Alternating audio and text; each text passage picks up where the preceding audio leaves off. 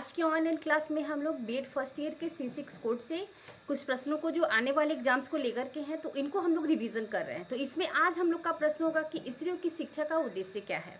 तो सबसे पहले हम जाने कि स्त्री शिक्षा क्या है, महिला सशक्तिकरण इसके लिए कहाँ तक जागरूक है और इससे हम किन किन उद्देश्यों की पूर्ति कर सकते हैं। तो सबसे पहले है कि इसमें हम लोग कुछ बिंदुओं को ध्यान में देंगे। तो जिसका हमें पहला हमारा बिंदु होगा कि स्त्रियोचित एवं सर्वांगीण विकास जो व्यक्तित्व का विकास करे, इस उद्देश्य को लेकर के हम इसी शिक्षा को बढ़ावा देने की कोशिश करते हैं ताकि हमारा विकास हो सके।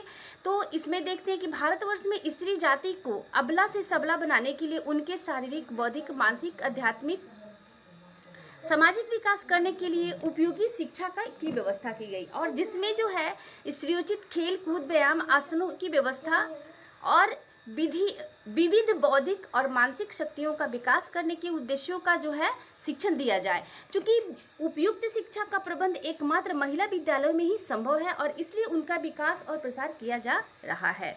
तो ये पहला उद्देश्य है। दूसरा उद्देश्य है कि शिक्षा और वातावरण की व्यवस्था।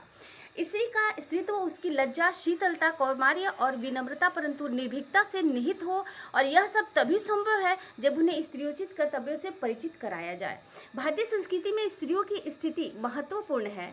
वह माता है, जननी है, पत्नी है, बहन है, पुत्री है और उनके अपने अपने जो है स्थान पर कर्तव्य है। तो क्या ये अधिकार है कि उन्हें समाज में कैसे व्यवहार करना चाहिए और उन्हें इन बातों का ज्ञान कराना भी आवश्यक है। तो इसमें अब 3 नंबर पे देखते हैं हम कि संस्कृति प्रसार का प्रबंध का स्रोत बनाना। संस्कृति प्रसार का स्रोत, ठीक है। आइए देखते हैं इसमें कि क्या है ये स्रोत। समाज में विविध सांस्कृतिक परंपराएं स्त्रियों द्वारा ही संस्थापित होती हैं और ये उनकी रक्षक, पोषक और प्रसारक है। तो ये परिवार से लेकर के समाज के क्षेत्र में अपने व्यवहारों द्वारा संस्कृति का विकास करने में योग देती हैं और वस्त्र विन्यास, रहन सहन, धार्मिक प्रथाएं, रीति रिवाज, सामाजिक मान्यताएं एवं मातृभाषा का विकास जो है परिवार की शिक्षा के द्वारा जो है समाजीकरण के आदर्श जो प्रस्तुत करने में ही वो अपने पुरुष वर्ग के मार्गदर्शन में करती रहती है। और इसलिए स्त्री शिक्षा में भारतीय संस्कृति का समन्वय करना चाहिए और जिससे वह उनकी जो संस्कृति का प्रसार करने का उत्तरदायित्व है वो निर्वहन कर सके। तो ये है कि वो हमेशा ही इस संस्कृति प्रसार का स्रोत बनी हुई हैं और इनका स्रोत इनसे बेहतर कोई प्रस्तुत नहीं कर सकता। चौथे नंबर पे है कि जीविकोपार्जन एवं कला में दक्षता।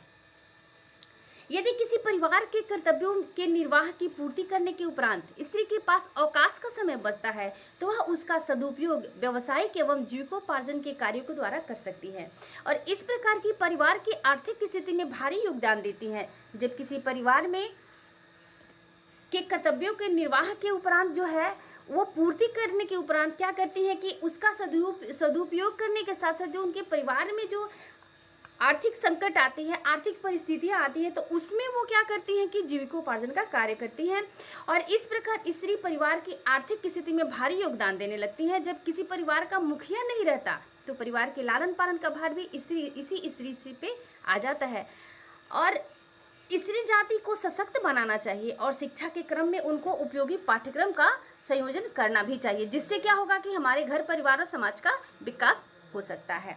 अगला 5वां नंबर उद्देश्य है कि प्रजातंत्र की सुरक्षा की भावना का प्रसार। बालक के प्रशिक्षण एवं शिक्षण की सबसे पहली सीढ़ी क्या होती है? परिवार होती है और माता पिता और परिवार के लोग जो बालक को नागरिकता की शिक्षा देने लगते हैं तो यदि स्त्री प्रजातंत्र की प्रणालियों से परिचित है तो वह अपने घर का वातावरण प्रजातंत्रात्मक बना सकती है और ऐसे में जो वातावरण पलने वाले बालक प्रजातंत्र की अवस्था में रखने वाले होते हैं तो उनके लिए वो क्या करते हैं? योगदान बनते हैं, एक वरदान भी सिद्ध होते हैं। इसीलिए स्त्री शिक्षा का पाठ्यक्रम में नागरिकता की शिक्षा और प्रजातंत्र के सिद्धांतों की जानकारी का भी समावेश होना चाहिए। ये हमारा 5वां उद्देश्य था। 6वां उद्देश्य है स्त्री शिक्षा का कि नेतृत्व और उत्तरदायित्व की क्षमता का विकास। नेतृत्व का हम अक्सर और हमेशा ही महिला विभेद में पढ़ते हैं, स्त्री विभेद में पढ़ते हैं, लिंग विभेद में पढ़ते हैं कि महिला को नेतृत्व करने की क्षमता से अलग रखा जाता है, उनमें भी विविधता देखी जाती है, उनको उत्तरदायित्व की क्षमता नहीं देते हैं, उनको उत्तरदायित्व नहीं देते हैं और उनके उत्तरदायित्व का हम विकास कैसे करें। तो स्त्री शिक्षा से ये देखा गया कि उनमें नेतृत्व करने की क्षमता और उत्तरदायित्व की क्षमता का विकास हुआ। भारतीय स्त्री ने विविध क्षेत्रों में मार्गदर्शन और नेतृत्व किया है, जैसे लक्ष्मीबाई, जिन्हें हम झांसी की रानी के नाम से जानते हैं, सरोजनी नायडू, एनी बेसेंट, कमला नेहरू, कस्तूरबा गांधी, इंदिरा गांधी जैसी ऐसी जो विदुषी महिलाओं ने युद्ध कौशल, सामाजिक सुधार, राजनीतिक सुधार और आर्थिक आयोजन में भारी योगदान दिया। आज भी भारत को ऐसी नेताओं की आवश्यकता है। इसीलिए आधुनिक जो छात्र हैं, पुरुष हैं, उनको समान विकास की सुविधाएं और अवसर देकर प्रत्येक क्षेत्र में नेतृत्व का शिक्षण देना चाहिए, जिससे वे योग्य चिकित्सक, योग्य अभियंता, योग्य अध्यापक और योग्य समाज सुधारक बन सके, और जिससे उनकी राष्ट्र की सेवा हो सके और राष्ट्र का, घर का, परिवार का विकास हो सके। तो निश्चित ही आपको ये वीडियो से आप अच्छे से इस टॉपिक को आप लिख सकेंगे, और इसको लिखने के बाद आप लोग अपना रिवीजन करेंगे नेक्स्ट अगले वीडियो में। थैंक्स।